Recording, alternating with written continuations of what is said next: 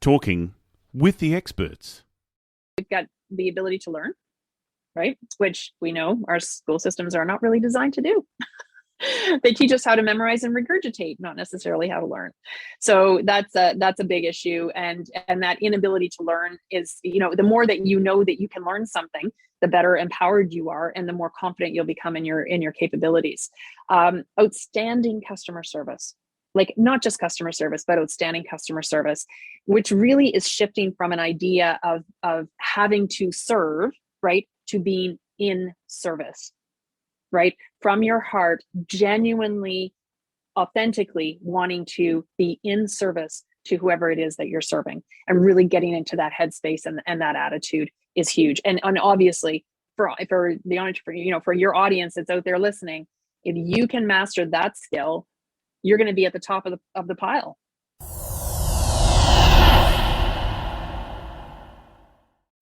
Talking with the experts. Hello and welcome to Talking with the Experts. My name's Rose Davidson from rosedavidson.com. And Talking with the Experts is about all things business by business owners for business owners, and you can find it on all good podcasting streaming platforms and on YouTube. And today my guest is Trish Bishop, and we're going to be talking about the top 10 rock star skills that you can use in your business and in your life as well. And so we all know these people who are totally awesome, and everything they do just sort of like works out, turns to gold, those ones.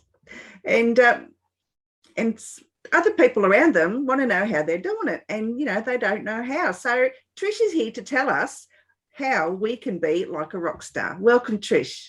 Oh, welcome. Thank you so much. I'm so excited to be here for you. This is awesome. Great.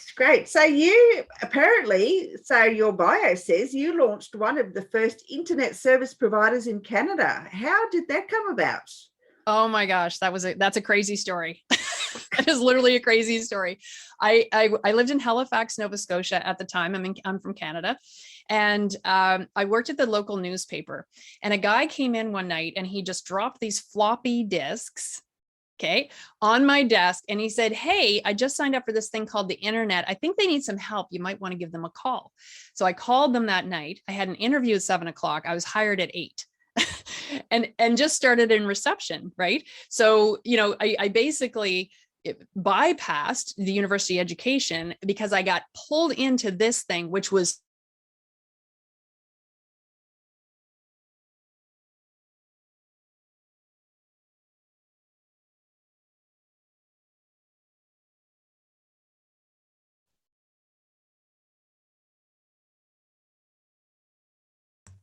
I dropped for a second. I don't know what happened. I just got dumped out. Anyway, we're back. Yay.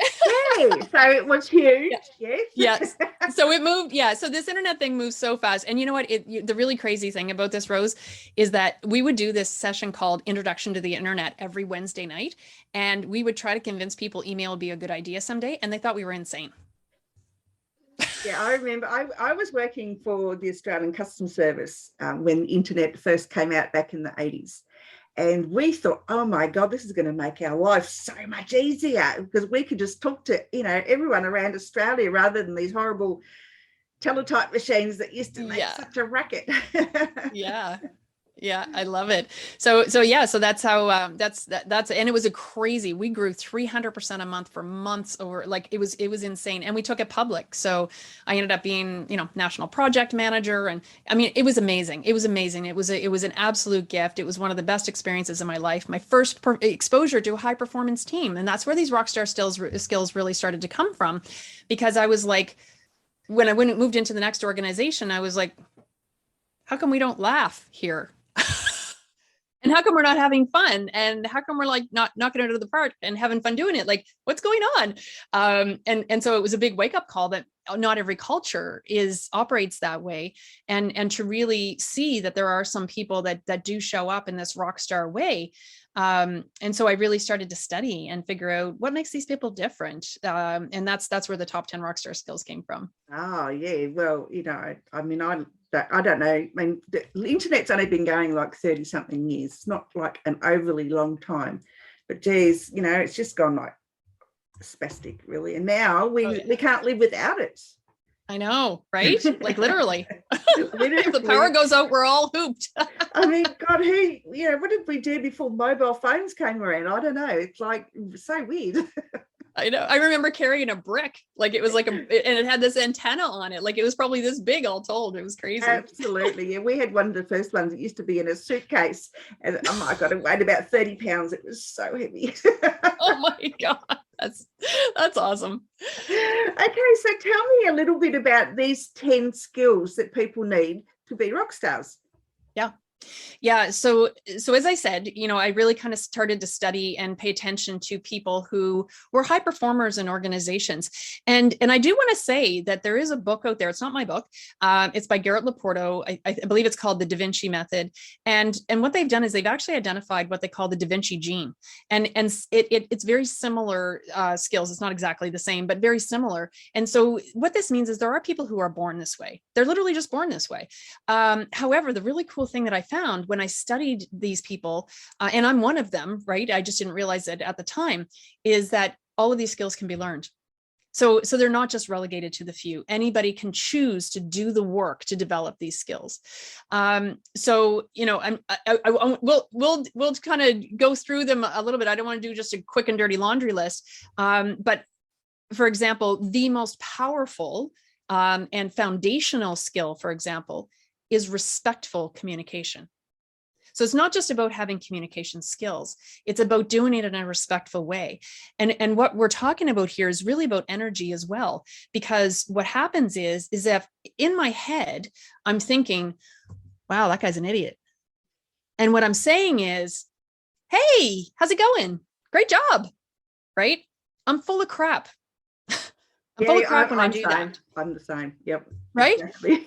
And so if I'm not aligned in what I'm thinking and what I'm feeling and what I'm saying, people are inherently not going to trust me because my energy is coming across as being untrustworthy because there's something that's off. They can't figure out what it is. They don't know what it is. They just know that they don't trust me.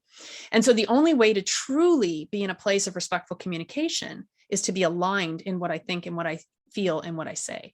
And operating from that space is really shifting you into a space of not only alignment within yourself, like it requires a lot of personal development work, right? For example, if I come into a conversation and I believe I'm right in whatever this conversation is, that conversation is not respectful by the very definition that I came in believing I'm right. Because I'm not even offering you an opportunity to be right. Yeah, but I'm always right. Come on. Right? And this is the thing, right? So there's a big spectrum of maturity on these skills too. So, some people will be really good at some of the skills already, and other people will have growth to do in some of the other skills. So the respectful communication is not just about being able to use the right words and to come across as being respectful. It's about literally being energetically aligned in and owning and standing in a place of respect when we're communicating with other people. Yeah, I agree. So that's just one example. Yeah, I agree. I mean, sometimes you just got to zip the lip and don't say what you're thinking, because honestly, you could land yourself in a heap of hot water. Or when you can operate from a place of respectful communication, and this is the work, right? Like you don't just say, oh, I want to have that skill. You have to do the work. But if you came from a place of respectful communication, you could actually step into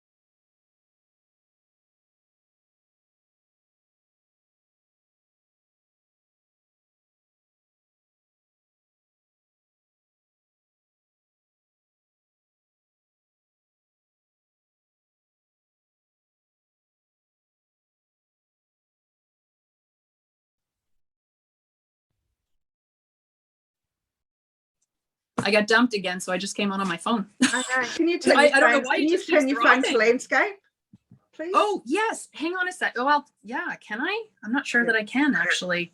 Oh, don't worry about it. If you can't, don't worry. Yeah, hold on. No, I can. I can. Perfect. Yeah. But give me a second. I just have to grab my AirPods. Just give me a second.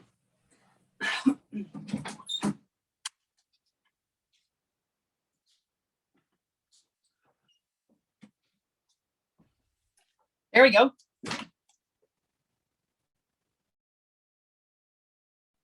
How's that? Does that sound okay? Good. Yeah, it must be the minus 12 degrees. Yeah, what, right? I'm like, I was just on a whole session for an hour and no issues whatsoever. It's just, it's super weird. It just keeps dropping, but we're good. We're good. We're here. Good. We're good. I can cut and paste. It doesn't really matter. Oh, yeah. You're going to have a job to do here. Yikes. All right. Okay. So we're talking about respectful communication. Yeah. And how we have to be aligned to what we're thinking, what we're saying. Yes, I understand that. It's a skill that's learned. So I think we got up to that part about how we can learn to use that skill. Yeah. So if we look at some of the other rockstar skills, so one of them, for example, is honesty and integrity, right? So, you know, this isn't talking about ethics, right? If you're in one of those, if you're in a discipline that requires ethics, it is what it is, and then nothing changes there. But one of the things that a lot of people don't understand is that integrity is, everybody has a different definition of integrity, right? So your definition and my definition are not going to be the same. So it's very, very likely that you and I may come into crunchy conversations or situations because I don't understand your definition of integrity and you may not understand mine. So this really becomes part of the issue. But again, this is where you can use that respectful communication capability and really step into that conversation to set clear expectations around what your boundaries are so that people don't cross them, right? Yep. So that's another one of the rockstar skills.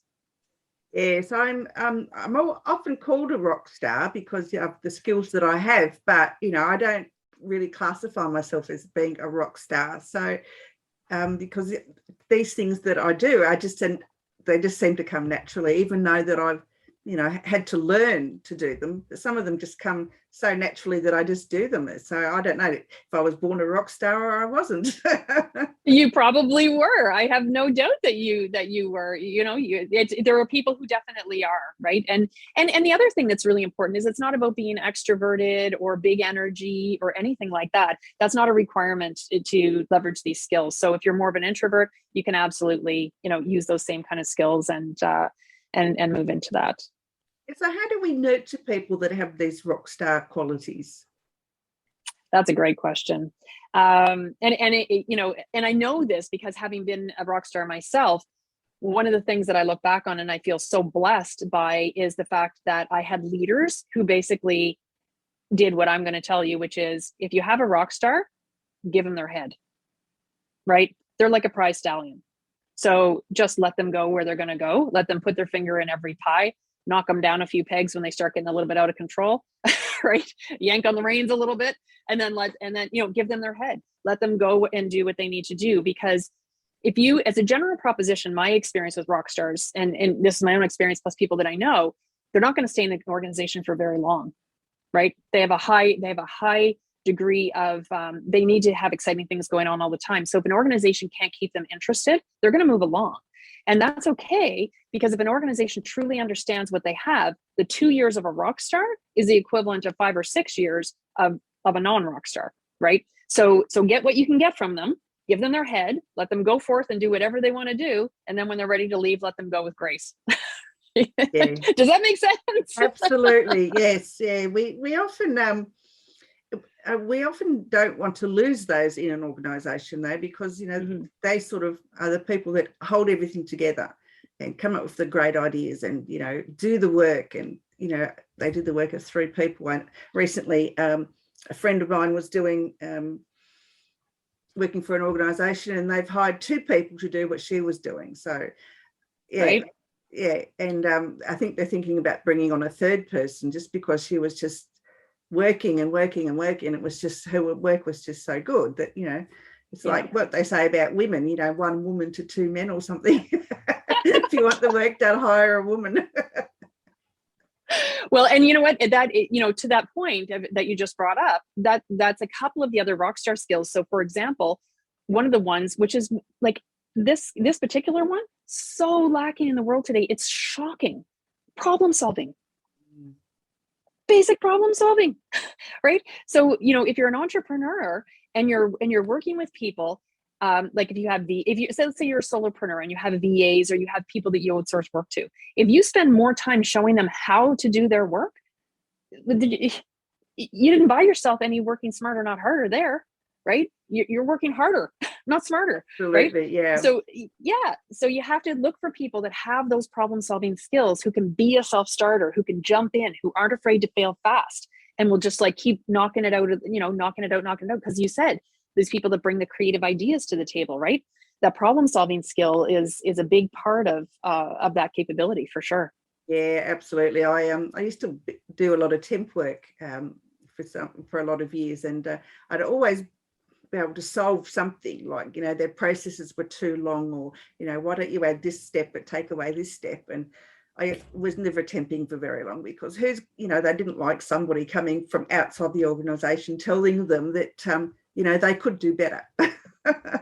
And you know what? Here's a big problem though, Rose. I mean, we have this, what they call the Great Resignation.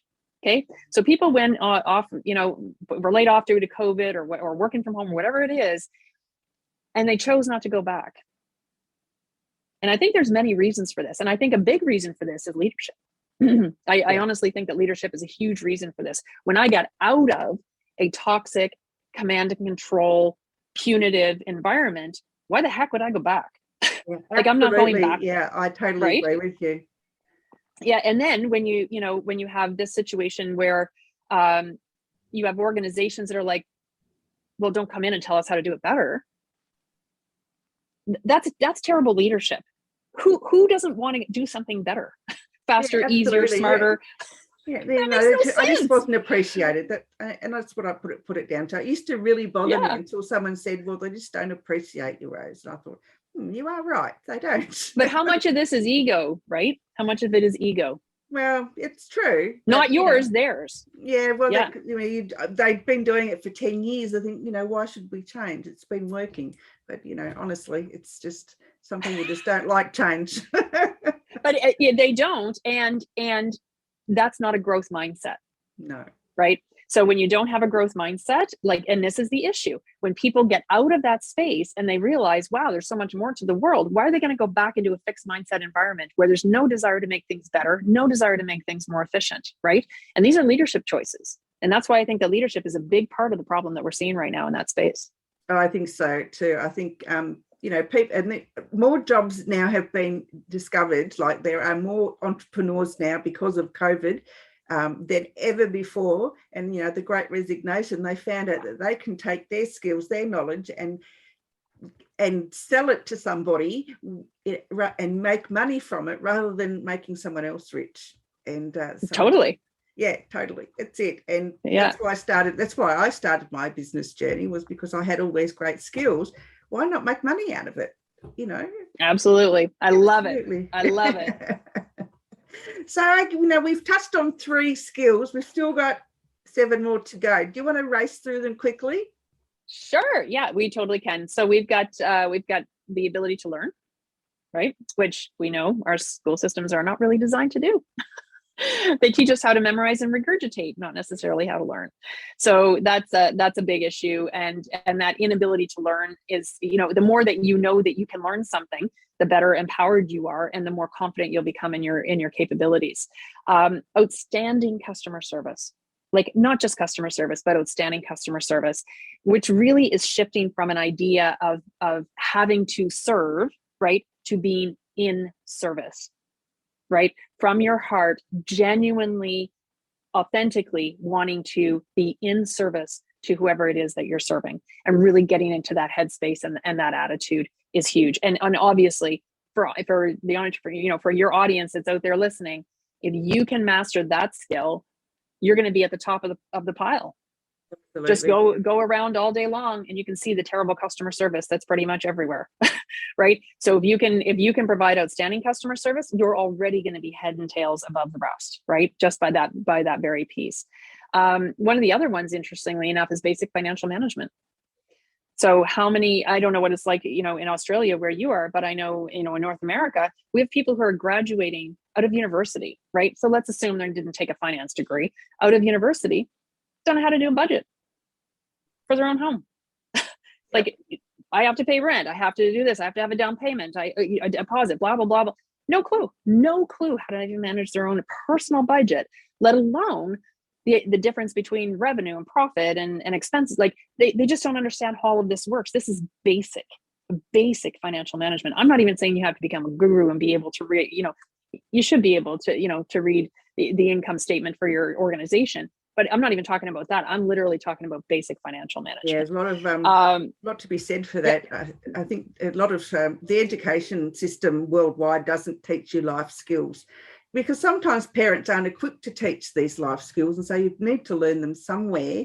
So, why don't they teach you, instead of calculus and algebra, why don't they teach you, just basic accounting?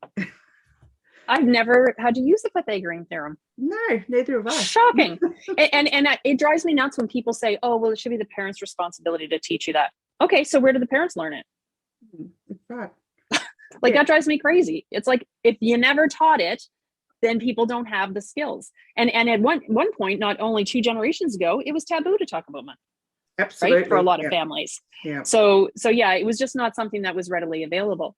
So one of the other ones is relentless determination, right? So, and this is not about, because I love this one interview that Will Smith gave one time with Tavis Smiley, where he said, I will die on the treadmill. If you and I get on the treadmill and we're going head to head, I will die on the treadmill, is what Will Smith said. It's not about that, right? It is about giving 150% and doing your best effort.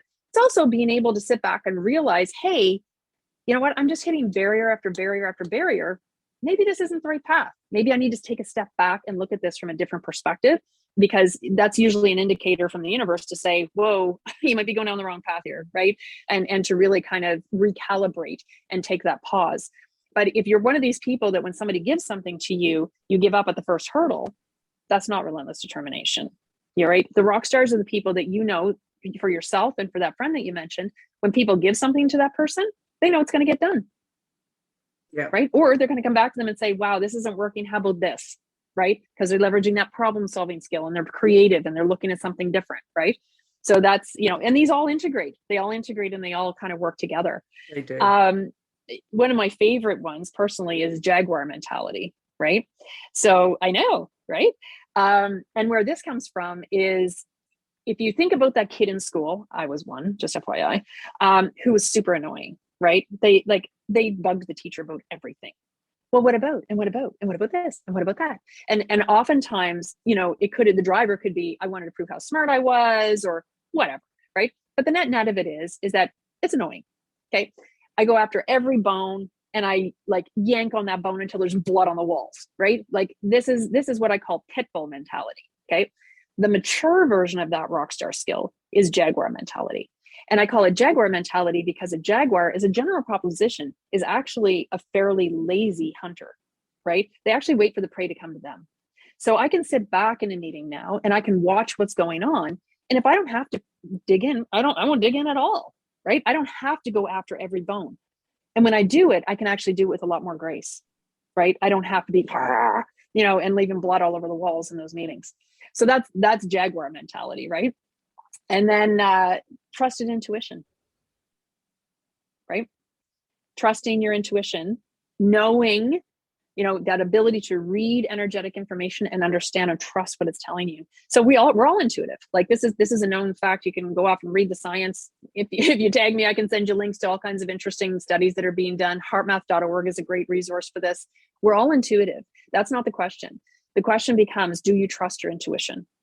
Are you quiet enough sometimes and aware enough to actually hear what you're being told? And do you understand what it's telling you to be able to act on it? So trusted intuition is super powerful. I will say I've built 6 high performance teams. A lot of how I develop those teams is based on my intuitive capabilities. And 90% of my day is driven by my intuition. Yeah, right from which emails I'm doing to which project I'm working on to whatever. Yeah, I do. I'm saying if get on a phone call and you're on there first 5 minutes and you just got this feeling, just a knowing that this isn't going to work. This isn't going to be, even though you may think the project is good, it could be just the person themselves. You just don't feel aligned. You just don't click. And so then you've got to try and find reasons not to work for them. Well, because, and guess what? If you did, you would be hitting one barrier after another, and it would just end up being a nightmare. Right? Yeah, 100%. Yeah, absolutely. Yeah, I've had to sack clients because I just couldn't work with them. I took the job on, but after about 2 weeks, I think, no, I just can't do it. I can't. Yeah. So the 10 rockstar skill, I think I hit all 10. You'll have to tell me if I hit all 10 off the top of my head here. Pretty close to it, yeah. Am I pretty close to it? You're pretty close. Is the ability to see. And this is multi-layered. So this is that ability to see. So for example, one of the things that I can see is, I've been involved in a lot of mergers and acquisitions, things of that nature. So it's like, okay, as soon as one decision gets made in that process, I can see the whole new landscape, right? Everything that's going to shift and move on the board as a result of that one decision. So being able to see out what the impact of certain decisions are going to be. It's also, and even more importantly, I think, the ability to see the gifts that other people bring to the table. What are they bringing to the table? I literally, as a high performance leader, I consider myself to be a bit of a maestro, right? Because all I'm doing really is I'm seeing people's 10 and I'm holding them to that 10. And then I'm giving them opportunities to step into that 10. And I'm merging and mixing and matching all of those gifts in a way that brings the best strength to the team as a whole. And so that ability to see is a really, really important rockstar skill. So if you're an individual and you're not in a leadership space, then it's important to be able to see, oh, if I take that step, what's the impact and what happens next? If you are a leader, it's really important to see all the gifts that other people bring. And in general, when people step into this rockstar space, they start to create that energy of being a leader anyway, whether it's formal or informal. And so you will find yourself in that leadership space and need to be able to really leverage other people's gifts effectively. Yeah, absolutely. I totally agree 100%. Trish, books, have you written any? I have, yes. My book's called The Question Journey. And it's a personal development. Think of it like a workbook. It's not a book you need to read. There's only about 8 pages of text. And then it's just a book of powerful questions that really help people to discover who they are, discover, those things about themselves that they're not wanting to admit. Because oftentimes, even entertaining the question means change. We talked about that earlier, that people don't want to change, right? And so these questions are an opportunity for them to explore that in a safe way and kind of a little bit become their own coach to some degree. Yeah, I think sounds interesting. Where can we find the book? At thequestionjourney.com. Yep, just on my website. Good. So any last words of wisdom that you want to give our viewers and listeners today? Well, you know what? I think it's awesome that you're doing this. Like these kinds of podcasts that are out there to support entrepreneurs are so important. I hope that somebody gained some kind of a helpful skill from what I'm sharing, but I just want to really give kudos to you for showing up. It's not easy to show up consistently for your audience. And, it's a lot of work to put these things together. So I just really want to honor you and thank you for the work that you're doing. Thanks so much. That's lovely. I've got goosebumps now. Oh, I love that. Awesome. All right. Well, it's been an absolute pleasure. I know that I'm nearly a rock star anyway. You're totally a rock star. All right, Trish. Thank you so much and enjoy the rest of your day. Awesome. Thanks, Rose. Have a good one.